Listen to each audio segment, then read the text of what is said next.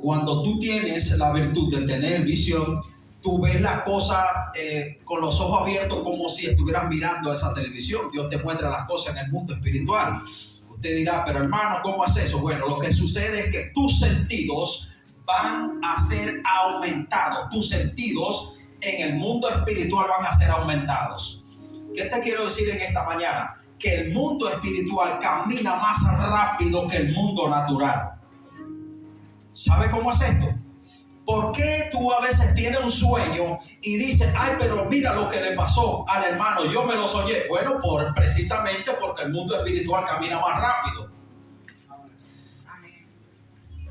Aunque en el Nuevo Testamento aparecen diferentes dones espirituales, algunos piensan que hay más dones que los que están escritos. Por ejemplo, esto que estamos mencionando.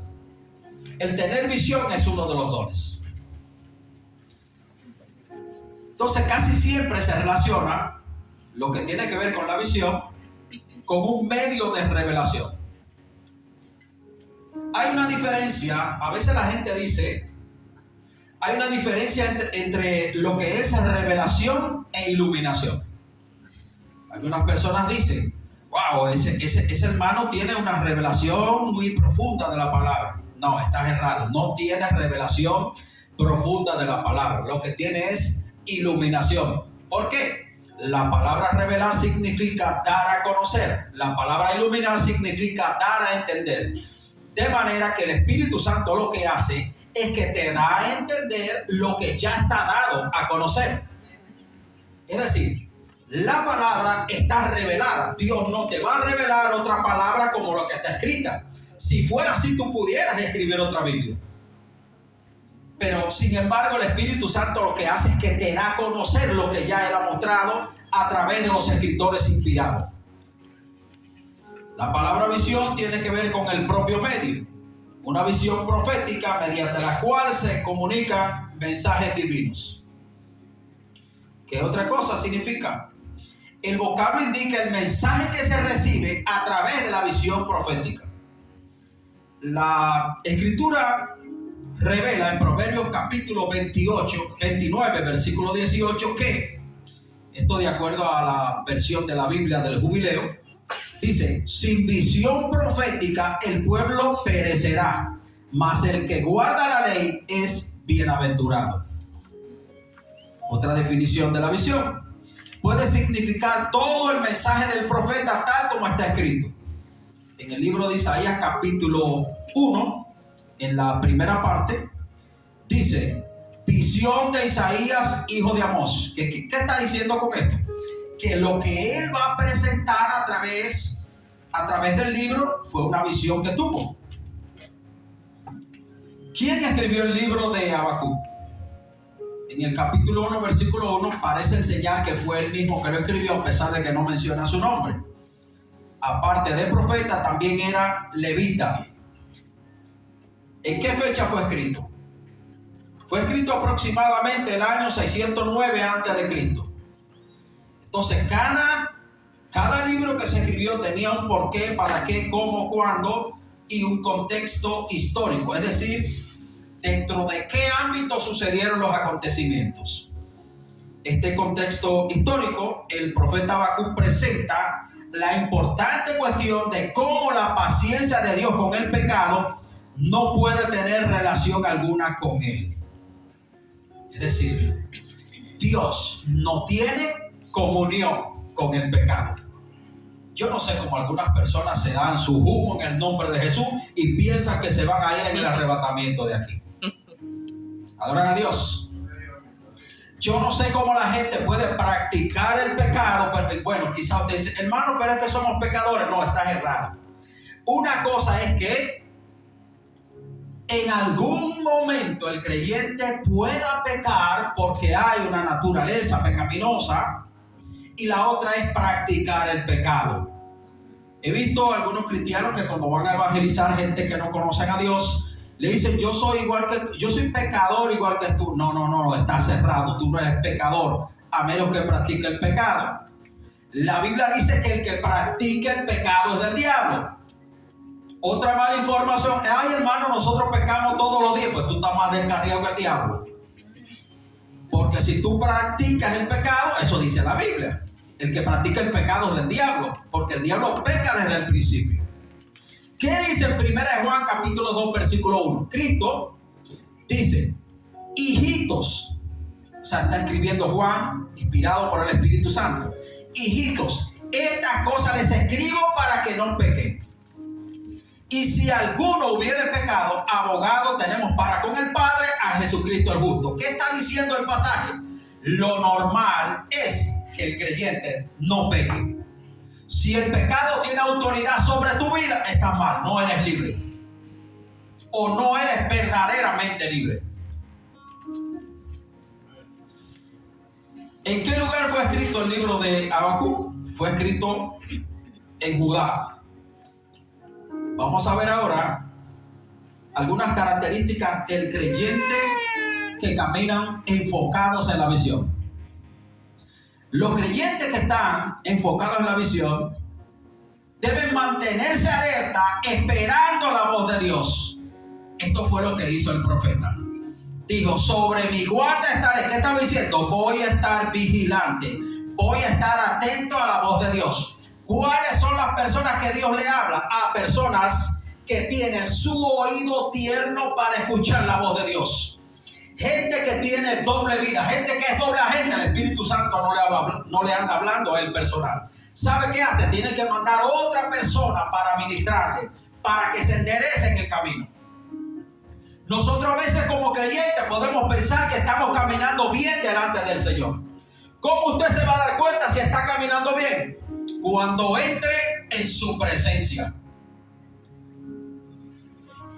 Otra característica del creyente enfocado en la visión: está preparado para obedecer. Dios no trabaja con chivos, trabaja con ovejas. ¿Adoran a Dios? Hay gente que son demasiado ñoños en las iglesias, que no se les puede decir nada. Si el creyente no madura, no va ni para el cielo la boca. Adoren a Dios. Adore a Dios, no se preocupe, lo veo muy tenso. Yo sé que a la gente le gustan más los mensajes de bendición. Wow, yo te veo por las naciones, yo veo una casa nueva. Estos mensajes, si la gente se prende, se lleva a los bancos, y eso yo lo entiendo. Yo quisiera predicar mensajes agradables, pero prefiero decir lo que Dios me diga que predique en una congregación. Antes de predicar, yo le oro al Señor, le digo, ¿de qué tú quieres que predique? ¿Usted cree que cuando la gente habla de prosperidad y de bendición, ¿usted cree que no le va mejor en el ministerio? Sí, le va mejor, pero yo prefiero hacer lo que Dios diga. Yo prefiero agradar a Dios.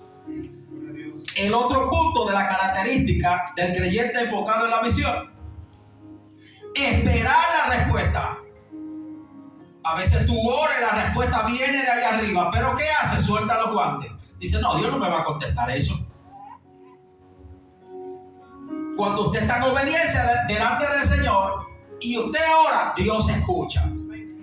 Pero viene la respuesta de camino, tiene que seguir batallando. Después no diga, el Señor no me contestó. No, tú dejaste que el diablo te robe la bendición.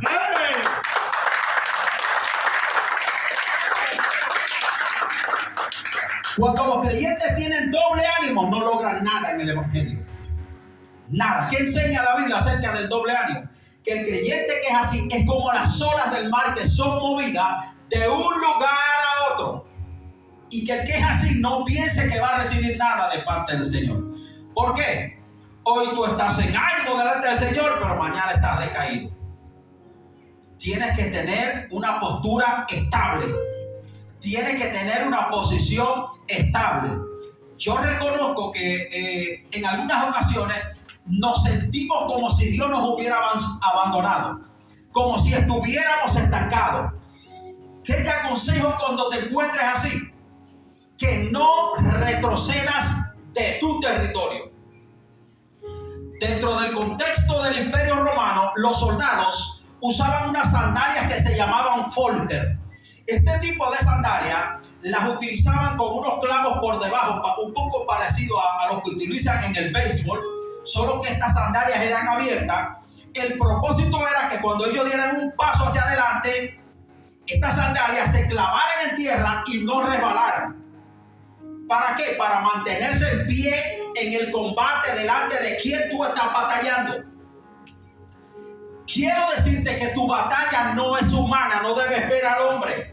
La Biblia enseña que tenemos lucha, no tenemos lucha contra sangre y carne, sino contra principados, contra potestades, contra gobernadores de las tinieblas, contra huestes espirituales de maldad en las regiones celestes.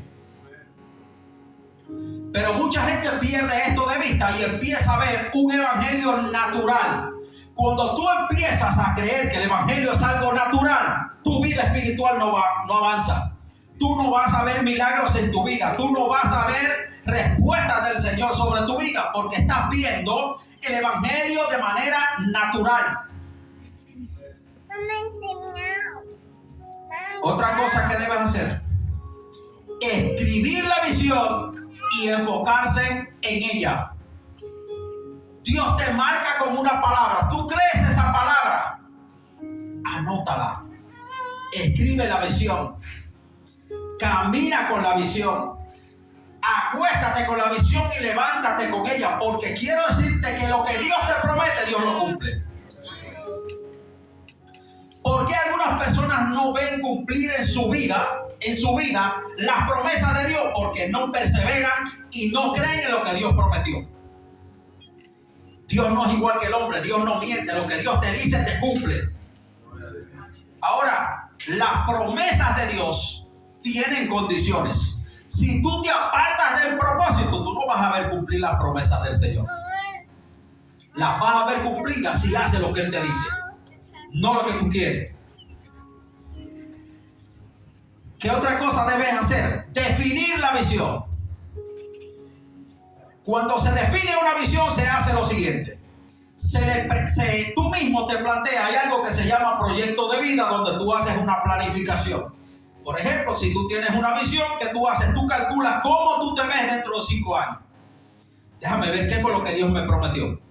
¿Cómo yo voy a estar dentro de 5 años? ¿Qué ministerio? ¿En qué parte de lo que Dios me dijo voy a estar caminando? Dentro de la visión hay que definirla. Hay que definir un objetivo general. Hay que definir los objetivos específicos.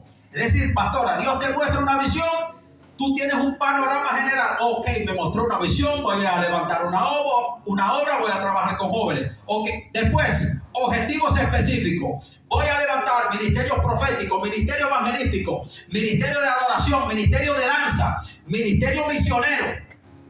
Esos son objetivos específicos. Mira lo que dijo el apóstol Pablo en el libro de 1 Corintios capítulo 9, versículos 24 al 27. ¿No saben que los que corren en la carrera, todos corren, mas uno solo se lleva el premio? Corran pues de tal manera que lo alcancen.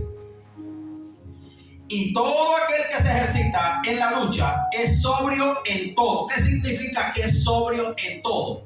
Esta parte sobrio, un sinónimo que podemos utilizar, quiere decir que es disciplinado. ¿Qué hace un atleta? Cuando él quiere tener alto rendimiento, se acuesta temprano, no toma alcohol, no consume comida tóxica, es decir, se prepara para el objetivo que tiene, porque él quiere alcanzar el premio.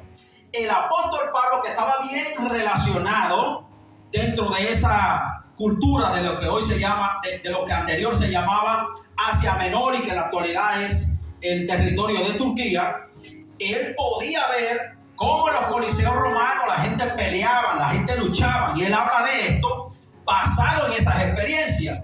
Dice que todo el que se ejercita en la lucha es sobrio en todo, y aquellos lo hacen para recibir una corona corruptible. Es decir, tienen en mente un premio terrenal, pero él está utilizando una metáfora para darle una enseñanza a los creyentes. ¿Qué es una metáfora? Es una comparación.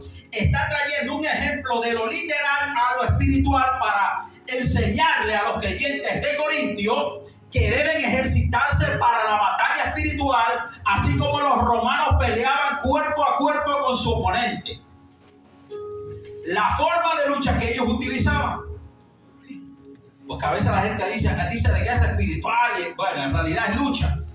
La idea que comunica es que tú tienes tu oponente frente a ti, cuerpo a cuerpo. No es como alguien que está lejos, que está luchando modernamente como con tanques de guerra o algo así.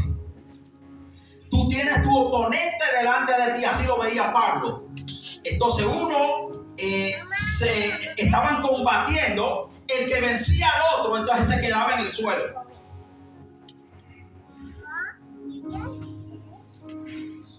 ¿Qué dice él? Repito, y aquellos lo hacen para recibir una corona corruptible, pero nosotros una corona incorruptible, o sea, algo que no perece. Y él dice, así que yo de esta manera corro, no como a cosa incierta. De esta manera peleo, no como quien hiere al aire. La versión Reina Valera de 1960 dice, no como quien golpea al aire. Es decir, él sabe que la batalla que él peleaba, él estaba enfocado en lo que tenía que hacer, no estaba aventurando. Me llama la atención que a algunos creyentes tú le dices, ¿y cuál es tu ministerio? Dicen, no sé. Gente que tiene llamado a ministerio, ¿y cuál es tu ministerio? No sé. ¿Qué es lo que más te gusta en la iglesia? Yo sí. Es como que no sé, como si no estuvieran. O sea, dice un amigo mío, están en Limbolandia.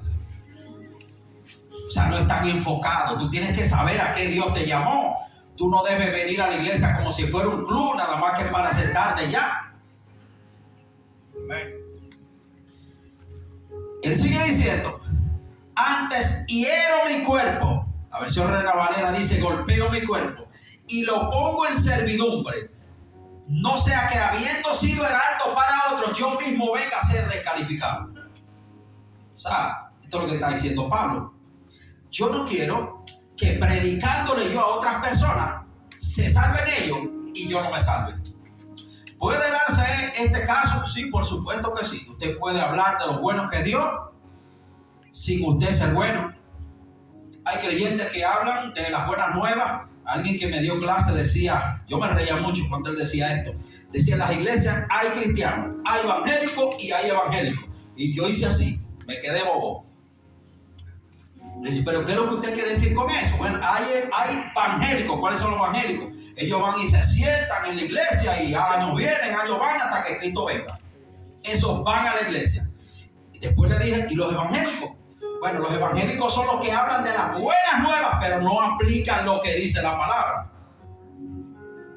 A veces usted está en un lugar, la persona está testificando de lo bueno que es Dios, de las grandezas de Dios. Y usted le pregunta, ¿y usted es cristiano? No. Entonces él habló de las buenas nuevas, pero no es cristiano. Y el otro punto está el que es cristiano, el que trata de agradarle a Cristo, de hacer la voluntad de Dios.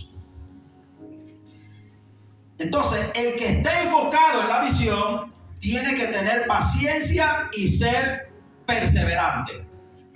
Dios tiene su tiempo para hacer las cosas. Tengo un amigo que se metía en ayuno en oración, pero una cosa tremenda. Y como él, cuando iba a predicar, oraba mucho, ayunaba mucho, él decía, no, Dios va a acabar con todo ahí. Y cuando no veía nada, llegaba incómoda a la casa, hasta maldiciendo. ¿Entiendes?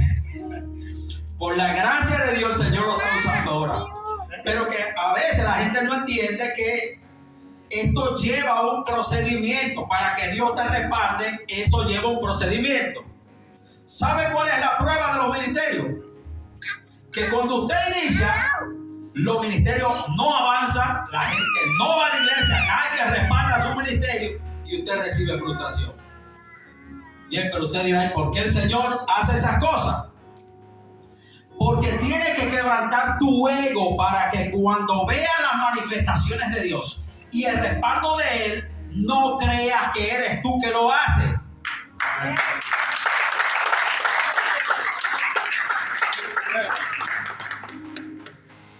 El que esté enfocado en la visión está convencido de que Cristo venció en la cruz y que también nosotros seremos vencedores. He dicho algo varias veces que me da pena cuando la gente dice, cuando está gritando a Satanás, cuando están los gritos. Ay, hermano, estoy en una prueba, estoy bajo ataque. Y yo creo que me están haciendo enviaciones satánicas. Entonces yo a veces me río. Porque cuando la gente ve el evangelio de esta manera, está mirando al diablo como si fuera más grande que a Dios. Está mirando el evangelio al revés. Entonces yo le digo a los creyentes que quienes tienen que estar asustados son los brujos. Los demonios son los que tienen que huir cuando llega un verdadero siervo de Dios. ¿Dónde está el problema? Que a veces nosotros no somos ningún siervo de Dios, sino que nada más tenemos apariencia. Hablamos de santidad y aparentamos aquí en la iglesia y somos diablos allá afuera. Si usted quiere adorar, yo sé que a la gente no le gusta mucho adorar así, pero gloria a Dios. Yo ahorita dejo este enredo aquí, despego por ahí. Digo, Señor, yo hice lo que tú dijiste. Pero le voy a decir algo. Allá en Santo Domingo dice que los remedios buenos son los que a veces pican. ¿Verdad? Dicen eso. Yo prefiero que alguien me predique para que yo me salve y no que me entretenga. Ay, tú eres mi hija, tú eres mi siervo. Y un tipo que es un impío. Wow, yo creo que me trajo el Espíritu Santo, Dios mío. Algunos muchachos que tienen 2 y 3 novias en la iglesia. 2 y 3 novias. No, pero aparece un bendito profeta y le dice, tú eres mi siervo y tú eres mi sierva. Como dice un amigo allá, algunas cristianas que chapean los novios. ¿Cómo que lo echan? Bueno, que le sacan cosas. Le sacan cosas materiales, lo entretienen y después le hacen así. Esto yo lo he visto en el evangelio. Conocí a alguien que la mujer lo chapeó y lo soltó. Sí. O sea que en la viña del Señor uno ve cosas que a veces, cuando yo no era nuevo creyente, yo pensaba que ese tipo de cosas no se daban en el evangelio. Pero no todo el mundo es cristiano. Te voy a dar una mala noticia y una buena. ¿Cuál le doy de las dos primero? Hay que hablar dividido. Le voy a decir la buena primero. La buena es que cuando el Señor venga por su pueblo, si tú estás en santidad, tú te vas. Aunque haya gente que te quieran decir, no, que tu salvación está segura, te quieren entretener, revisa lo que haces. ¿Cómo tú te vas a dar cuenta si eres salvo? Primero, el Espíritu Santo te da testimonio. Segundo, ¿qué enseña la Escritura? Que el árbol se conoce por los frutos. Si tú tienes fruto de impío, tú no vas para ningún lado. Amén. La otra, ahora le voy a dar la mala noticia. Es que no todo el que va a la iglesia va a ser salvo. El hermano dañó el mensaje. Sí, yo sé que lo dañé. Sé que lo dañé el mensaje. ¿Por qué no se van a salvar todos? Porque hay gente que piensa que por el simple hecho que ven a la iglesia ya está salvo. Y no es así. Tú tienes que revisar cómo estás caminando delante de Dios. Hay gente que tiene doctorado en chismología en la iglesia. ¿En chiqué? Adoran a Dios. Varias cosas que bloquean y que impiden la salvación en el creyente. La chismología, el celo ministerial. Ay, pero esta bendita pastora, no, ella tiene su grupito. Es que ella nada más le da oportunidad a la misma gente. Adoran a Dios. ¿Sabe lo que yo le dije a un amigo mío? Le dije, mira, si no te dan oportunidad, no te preocupes. Predica por el Facebook, predica en la calle. En la calle usted no está en disciplina. Usted no está en disciplina en la calle. Yo voy a la iglesia, le digo algo. Yo que me den una oportunidad o no me den, para mí lo mismo. Yo agarro y me siento en lo último para allá atrás y empiezo a orar. Si yo pude orar, aunque sea 1 hora o 2 horas, yo glorifico a Dios. Porque yo no estoy pendiente de estar brillando aquí. Porque algunas personas quieren tener oportunidad. Es porque quieren que los vean aquí. Y esto me recuerda a algunos muchachos que cuando están enamorados, claro, ellos están en el púlpito. Ellos ven a la muchacha que les gusta. Y en la mente de él están diciendo, Espíritu Santo, úsame ahora para que ella vea que yo soy un siervo de Dios. Para que ella vea que yo soy espiritual. ¿Entiende? Y si está bautizado en el Espíritu Santo, empieza a hablar en lengua y la hermana dice: wow, qué hombre de Dios. Pero decimos allá, mucha espuma y poco chocolate. ¿Sabe por qué? Porque una persona puede estar sellado en el Espíritu Santo.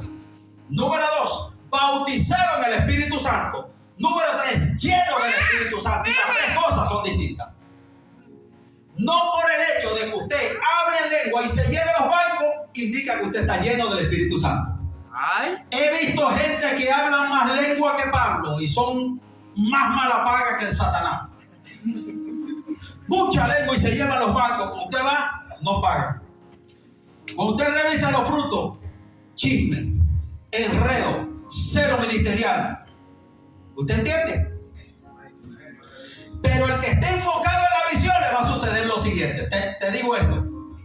Si tú estás enfocado en la visión, las personas que te hacen la guerra, no se la hagas tú a ellos.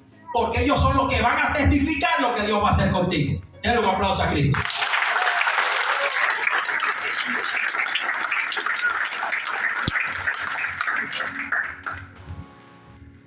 Cuando ellos se cansan de hacerte la guerra y Dios te coloca donde Él dijo que te va a colocar, ellos dicen: es verdad que ella es una sierva de Dios. Lo dicen con remordimiento, pero sí que lo dicen. Es verdad que es un hombre de Dios. Algunos tienen tanto remordimiento que después te llaman y te piden perdón. Alguien en una ocasión me llamó y dijo: perdóneme si le he hecho algo. Digo: ok, pero claro que tú sabes. A veces me sentaba y sentía que me dolían las costillas. Estábamos sentados juntos, porque lo más grande es usted tener que comer junto con Judas, compartir con él, sonreírse con él, y usted sabe que es Judas. A veces estábamos compartiendo y yo decía: siento como que me están clavando las costillas. ¿Entiendes? Pero después, cuando Dios hace lo que va a hacer contigo, ellos se humillan. ¿Entiendes? El que esté enfocado en la visión, repito, está convencido de que Cristo venció en la cruz y que también nosotros seremos vencedores. En el libro de Colosenses, capítulo 2, versículo 13 al 15, dice que: y a ustedes, estando muertos en pecados y en la incircuncisión de su carne, les dio vida juntamente con Él, perdonándoles todos los pecados, anulando el acta de los decretos que había contra nosotros, que nos era contraria, quitándola de en medio y clavándola en la cruz. Te voy a explicar esto antes de avanzar. Cuando Adán y Eva pecaron, le dieron un derecho legal a Satanás. Y ahí empezó un decreto en contra de la humanidad. En la dispensación de la ley, es decir, en el Antiguo Testamento, nadie se salvó viviendo la ley. Pero usted dirá: entonces no se salvó nadie. La Biblia dice que por la ley nadie podía ser salvo. ¿Y por qué se salvaron personas? Bueno, te explico. Se salvaron por la gracia dentro de la dispensación de la ley. Porque la gracia del Señor siempre ha estado desde el inicio de la creación. Pero como Adán y Eva le entregaron un derecho legal a Satanás, ahí empezó una maldición sobre la humanidad. De manera que en el Antiguo Testamento, cuando la gente pecaba, no se podía ministrar liberación sobre su vida, sino que la única forma de sacarle los demonios era asesinándolos. Por eso los filósofos humanistas modernos, ellos hablan y dicen: no, pero es que ese Dios que ustedes le sirven es un Dios malo, es un Dios sanguinario. Mira como en el Antiguo Testamento mandaba a matar a las personas. Lo que sucede es que Cristo no había muerto por la humanidad y no había otra forma de sacarle el chamuco. Adoren a Dios. Versículo 15: y despojando a los principados y a las potestades, los exhibió públicamente, triunfando sobre ellos en la cruz. En el satanismo le enseñan a la gente que cuando Cristo fue crucificado, en realidad fue derrotado. Pero la Biblia enseña lo contrario. Enseña que cuando fue crucificado, dice que despojó a los principados y a las potestades e hizo una exhibición pública mostrando esta victoria como un trofeo de guerra que él había adquirido y presentándolo públicamente delante del mundo espiritual y diciéndole: tú venciste a Adán allá en el inicio, pero ahora yo te estoy derrotando para que el hombre pueda retomar la libertad que tenía en el inicio. Adoran a Dios. Voy concluyendo con esto. Así como el profeta Habacuc estaba centrado, vigilando hasta escuchar la voz de Dios, los creyentes debemos vigilar y estar atentos a la voluntad de Dios para ponerla por obra. Ustedes viven en un sitio que aquí se está moviendo el mismo infierno. Usted aterrice. El nuevo orden mundial, voy a decir algo un poco delicado, el nuevo orden mundial se está moviendo en Estados Unidos como usted no se imagina. Aquí le están enseñando que casarse hombre con hombre es algo normal. Le están enseñando que si usted es hembra y usted se percibe como que usted es varón, pues es porque usted es así, nació en el cuerpo equivocado.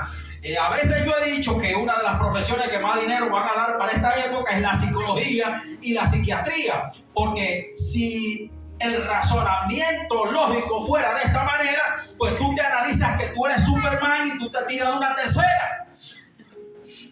O tú crees que es una águila, agarra y vuela, a ver si es verdad. Entonces la gente quiere poner a todo el mundo loco. Estaba mirando un video en YouTube.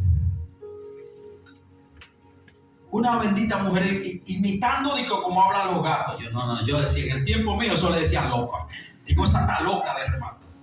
Que hablando de que el lenguaje de los gatos. Señores, pero ¿hasta dónde que vamos a llegar? Así es que está esto. Está habiendo una distorsión, hombre con hombre, mujeres con mujeres. ¿Qué propósito hay detrás de esto?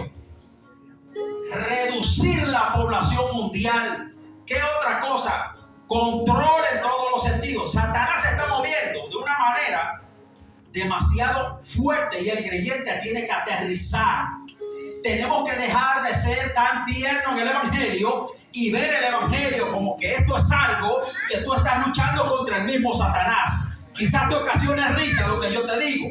Si tú no te plantas y formas hogares fuertes, hogares estables, esto no va a servir. Esta sociedad se está yendo abajo. Lo único que sirve en esta tierra es el evangelio.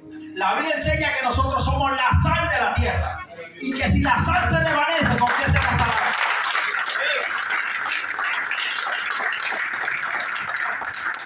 Pero si somos la sal de la tierra, ¿cómo es que la sal se desvanece? Bueno, vamos a hacer una ilustración. Si nosotros somos quienes le damos el toque para que esta vida pueda tener sentido y esa sal se desvanece, vamos a hacer el ejemplo de que usted no está retomando su posición, de que usted no está enfocado en lo que Dios le dijo y se está descuidando. ¿Qué va a pasar con eso? Que lo que le enseñen en las escuelas a sus hijos, usted no va a tener autoridad para usted encaminarlo en el evangelio. No va a poder. Usted tiene que ser usted ejemplo primero. Y más aquí que usted no le puede decir nada a un bendito muchacho. No puede hacer nada. Esto es difícil criar aquí. ¿Qué trae como? Y a esto se le suma que en la mayoría de los estados, las escuelas no aceptan Biblia.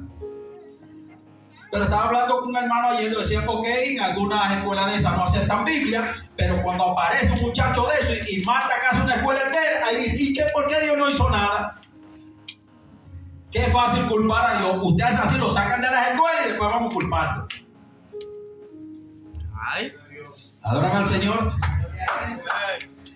Así que como el profeta Habacuc estaba centrado, vigilando hasta escuchar la voz de Dios, los creyentes debemos vigilar y estar atentos a la voluntad del Señor para ponerla por obra. Quiero que se ponga de pie. El grupo de adoración pase por acá. Yo creo que usted adore como empezó ahorita. Yo no sé si fue que tiré un cubo de agua fría aquí, la gente como que no adora igual que ahorita.